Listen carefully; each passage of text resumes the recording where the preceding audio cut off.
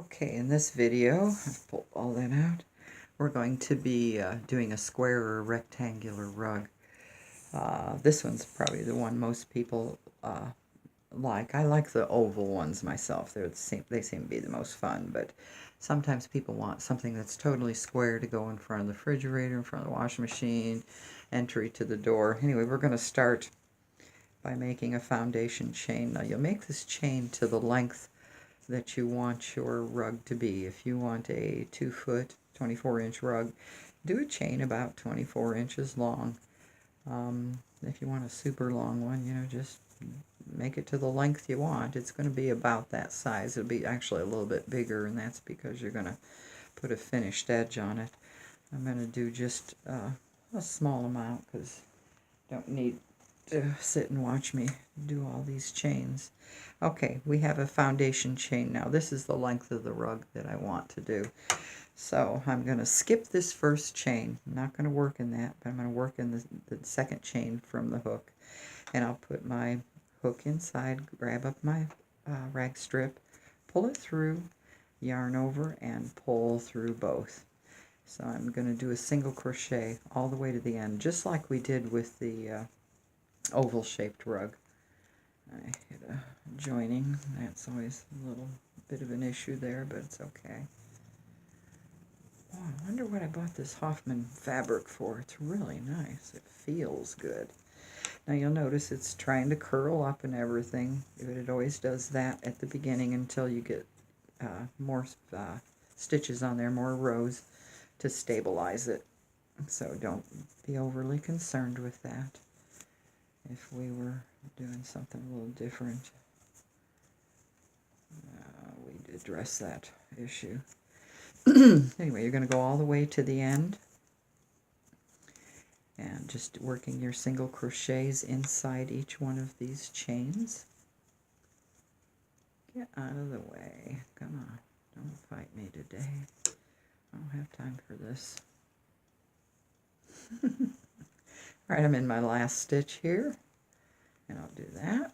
Now I'm going to chain one and then turn my work around, and I'm going to work back in the other direction.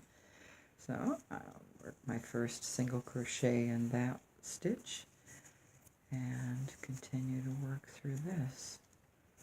This is really a fun rug to make too. It sort of goes fairly fast. One time I was making a oval rug and forgot what direction I was working in and wasn't paying any attention. I guess I was tired. And started working in the opposite direction. Talk about a funky looking rug. And I didn't catch it for about 3 rounds and looked at it and went, what the heck? I ended up pulling all that out. A couple days work, that's for sure, because it was huge. I tend to do things on a grand scale, which I guess is a little stupid. Okay, I'm back to the end again. And put my last stitch in there.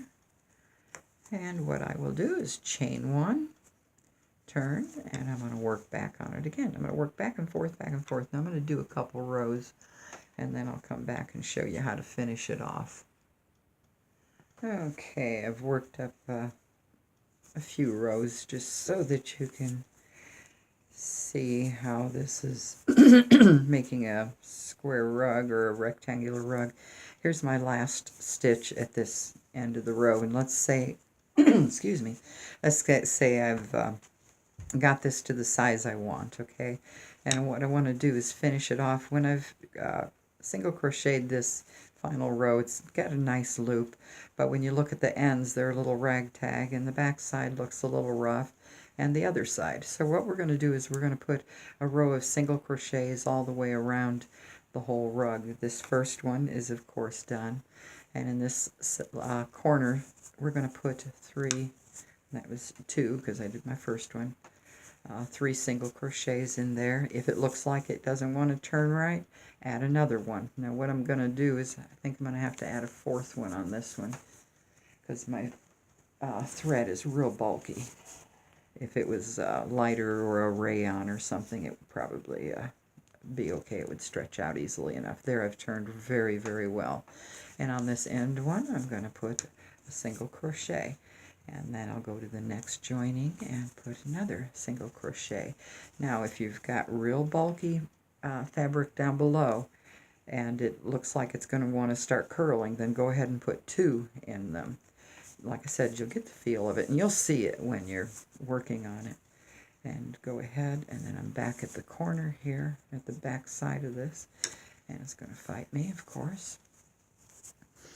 And I'm going to be working on the back side of this chain where I had started, so I'm going to put 3 stitches in this corner one to turn. 1, 2, and of course I hit a joining, and it's going to fight me just a bit. Sometimes you just got to work with it, and 3, and that should do her. Now I'm going to start working on the back side of this chain, which is, there's it right there. Sometimes you got to look for it.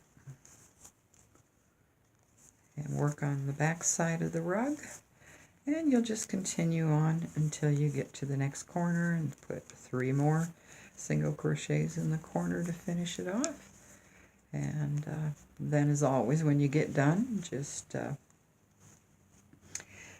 pull up a loop, do a slip stitch, pull up a loop, cut it, tie it off. And that's how you make a square or a rectangular rug. If you got any questions, shoot me an email, give me a holler. If you got my phone number, you can give me a call. I can help you with it. But it's really very simple, very forgiving, very easy to do. Great way to use up all your scraps without throwing them out. You know, I don't like being wasteful. Anyway, thanks for watching.